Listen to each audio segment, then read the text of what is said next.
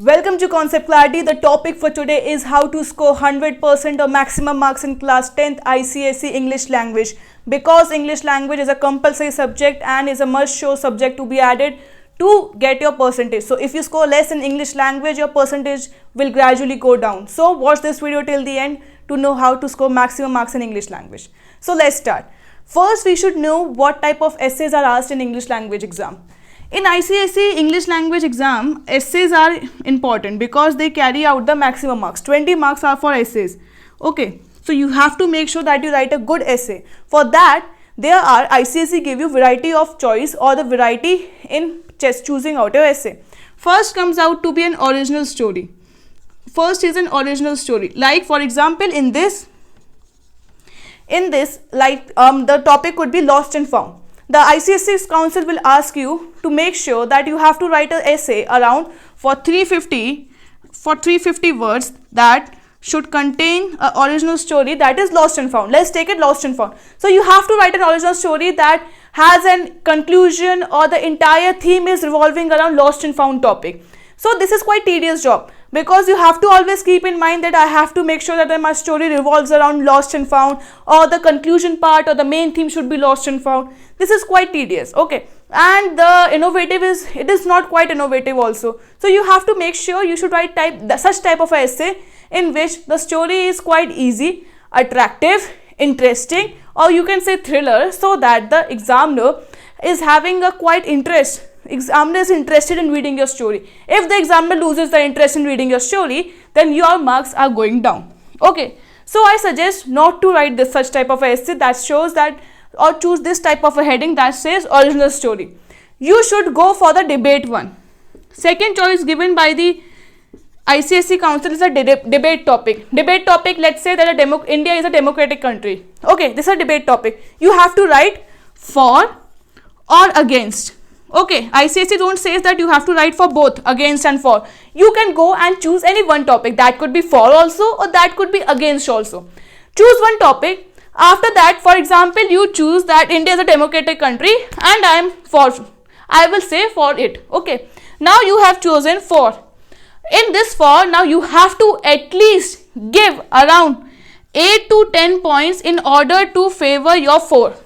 You have to at least give 8 to 10 points in order to favor your for, because you are writing for the statement, and you have to make sure that you always counter all the examiner's question. Like example, if you are saying yes, India is a democratic country, people have the right of freedom, but if examiner says no, the people don't have the right of freedom, they are not asked, when the people choose to expose their views, then police comes and takes them away, or the police is always at the back of the people who are always going for the democratic, and the news editors are not allowed. So you have to keep these points in mind that the examiner can cross question you. No means examiner in his mind can cross question, this child is saying wrong, because in India the editors are not allowed, or the magazine editors are not allowed to express their views. So you have to keep these things in mind. You have to keep the opinion of others in mind, that when you are writing for the topic, you have to keep this thing in mind that the people can cross question me. For just debate with yourself that if I'm pointing for and this is my point, that yes, news editors have the choice,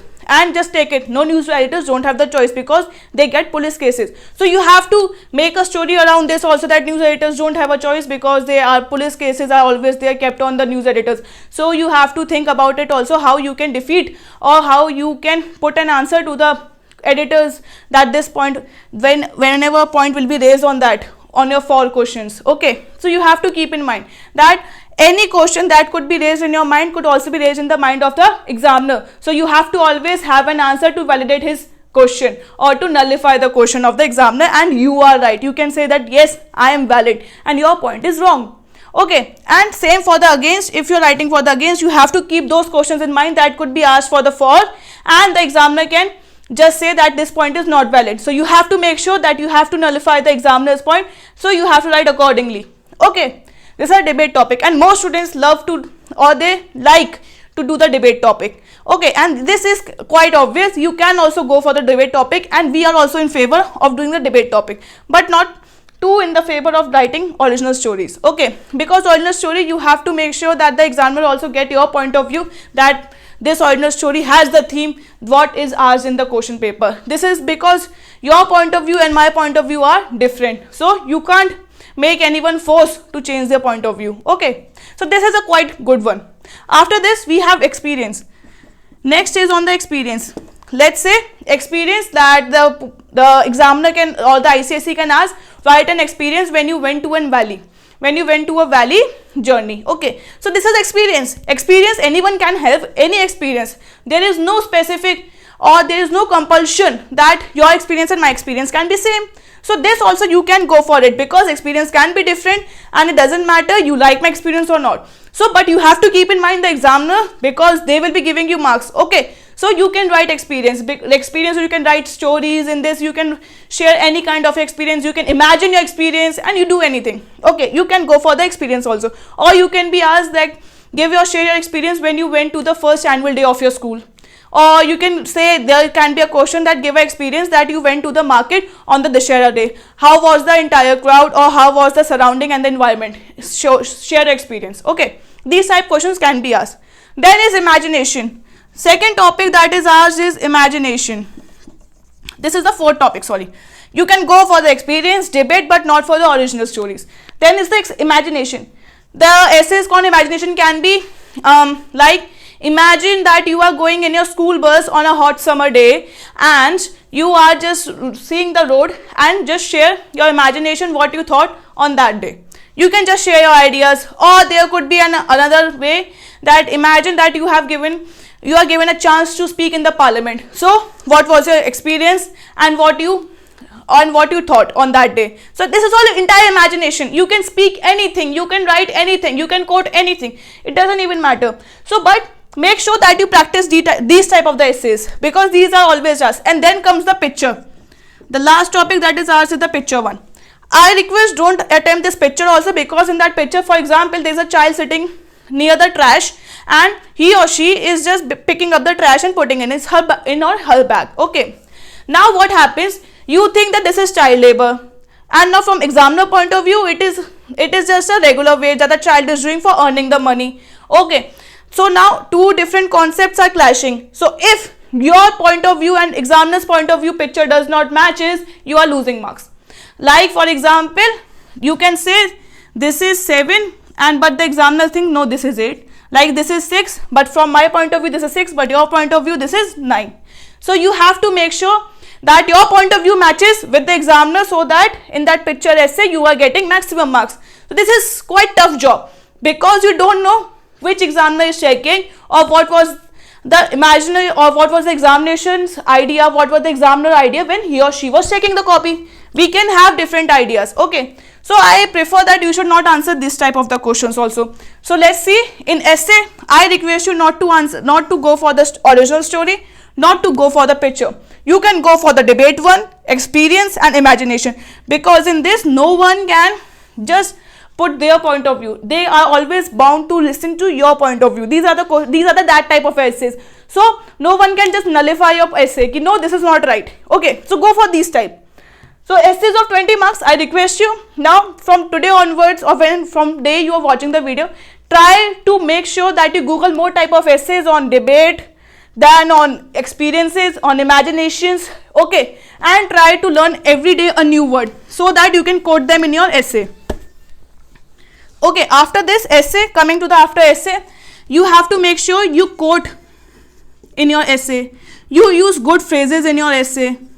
After this, whenever you are, for this you have to make sure you learn at least, or you don't learn, at least you look for one quote or such a good quote once a week, or learn a good phrase once a week. This will help you to increase your vocabulary, as well as you will be able to write good essays. And at least read articles on The Hindu, or on Times of India. Go for the speaking tree. There you will get ideas on how to write. Okay, because they write really very well. Okay, after this, on essay you have to practice them. Next comes the letter. Okay, in letter, in examination you have a choice. You can go for the informal one also, or you can go for the formal one. There is a choice. It all depends upon you. See, on that day, on the day of your exam, it all depends upon your mindset only, that on that day you loved writing formal or you loved writing informal. So but you should take a practice of both the essays. That is quite obvious, because may the situation not favor you, may the you like writing informal essays, and you wrote informal essays in your pre-boards, in your class tests also, in your tuitions also, but on the day of your exam the informal topic was not very good and you were not able to write. So I request you to keep on practicing both type of essays, formal and informal. The main thing the examiner looks for in the informal and formal is the syntax or the body, or you can say the entire syntax, because the syntax is very important. But they look for the syntax. The entire body, you can say the body or the language that you are writing is just of 2 marks. The rest goes for the syntax. Okay, the syntax like the date, the one who are you are addressing, to the subject, to the address, thanking you, yours sincerely, signature. These things, these are syntax. They carry marks. The body does not carry as much marks as much the syntax or the letter carries. Okay, so you have to make sure you practice at least such type of essays, so many, at least around 10 to 5 essays, so that you are able to learn out what is the body of the essay or what is the layout of the essay. You should be able, of the letter. You should be able to know what is the layout of the essay, of the letter, You should know the layout of the essay, whether it is informal, whether it is formal. You should know. Okay, this is quite important. And when you know the layout, just go for reading the few letters. You can say that once a month you read 2 letters a day, or when you are in the class, when you are attending your language classes, English language classes, you write so many letters. You will be obviously writing letters in your school because of your pre-boards, because of your class tests, because of your tuitions. At least you write this much of letters that you are able to memorize the layout of the letters. Unless the body could be in simple English, doesn't need very high vocabulary or very tough vocabulary. That is not required. Okay. Now next we come to the unseen passage. Okay. The next point is unseen passage. Unseen passage is an important point because unseen passage also carries marks. Unseen passage. Unseen passage is an important thing because you cannot leave this. And the most important is the rough draft as well as the fair draft. It carries maximum marks, around 8 marks.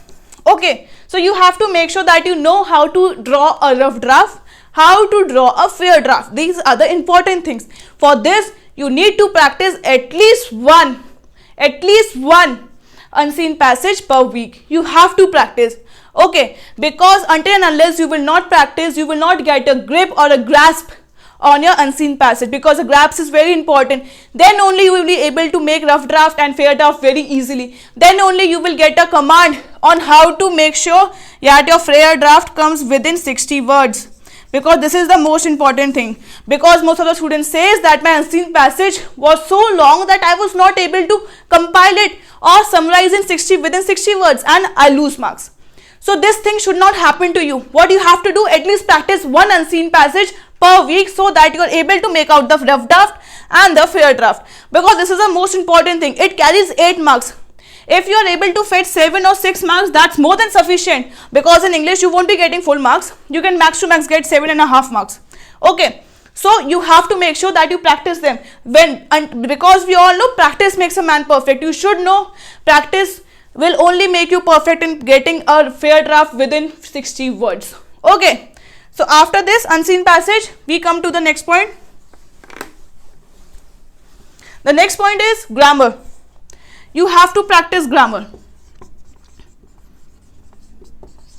Grammar. Grammar is most important because it also carries around 20 marks. Grammars carry equal marks as your essay carries. So grammar is important, you can't ignore it.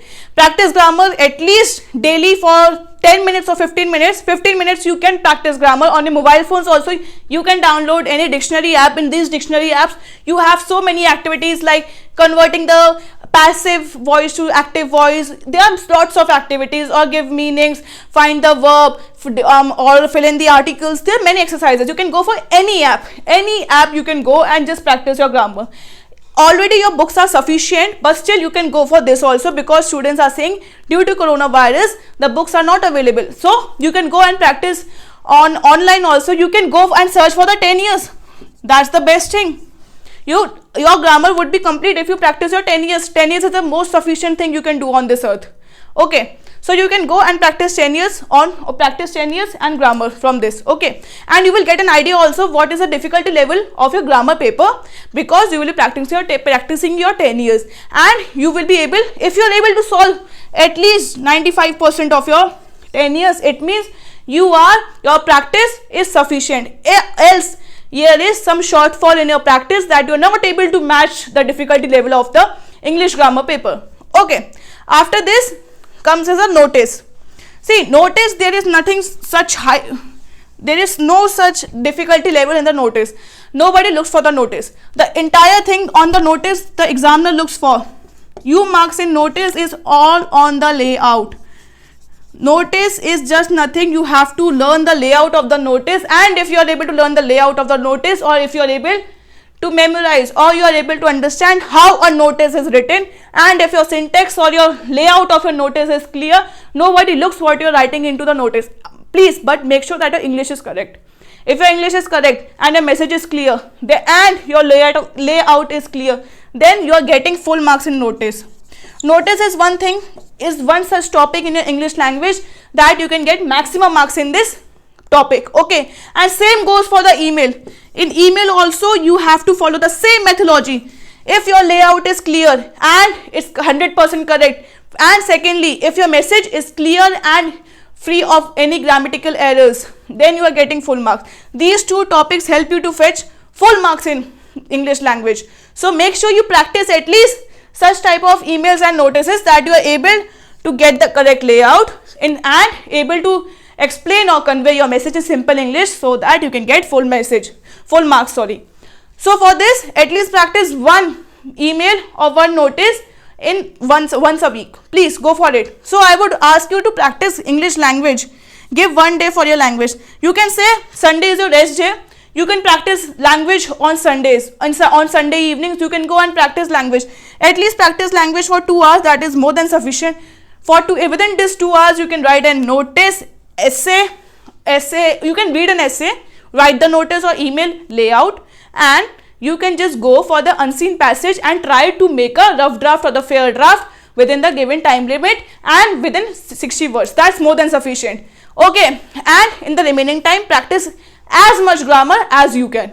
Okay, after this, I would suggest you, when you are done with all these things, please go and have a look on your 10 years, because already I have said you a million times that 10 years is the Bible. So practice 10 years as much as you can. Okay, as much as you can practice 10 years, plus go for the sample papers also, because the more you practice grammar, the more grammar will become your friend. You will become a friend of your grammar. Okay, so you have to go for the sample papers. You can look for the sample papers officially on ICIC website. There are lots of sample papers. Go for that and practice 10 years also. That's more than sufficient for scoring 100% marks in English language. Thanks for watching this video. Stay tuned for more videos. Thank you.